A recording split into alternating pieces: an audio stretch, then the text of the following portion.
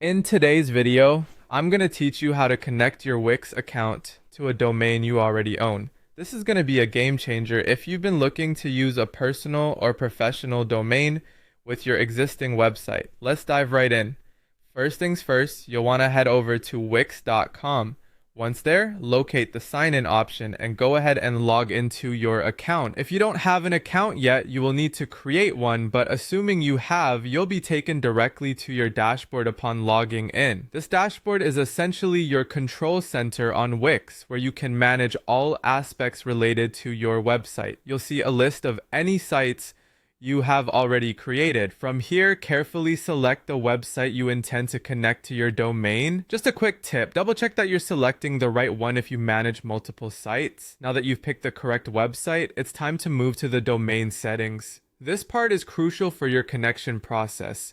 Within the Wix dashboard, look for the settings option, and under that you should see domains.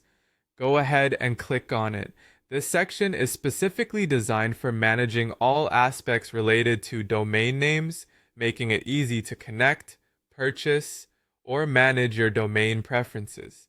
Once you're in the domains area, you'll want to choose the option labeled Connect a domain you already own. Let's talk about what this means for a moment.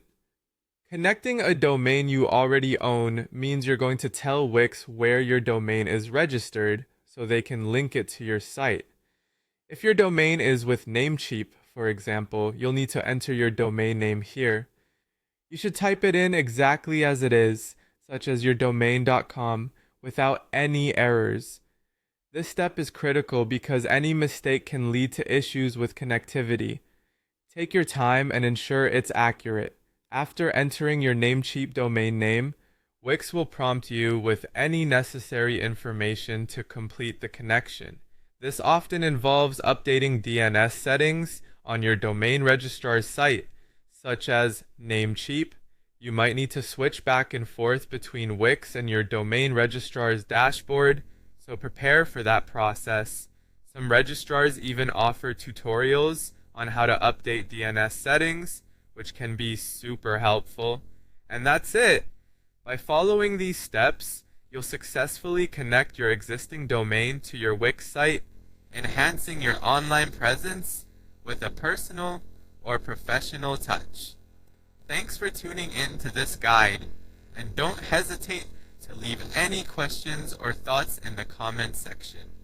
Happy connecting, and enjoy making your website even more personalized.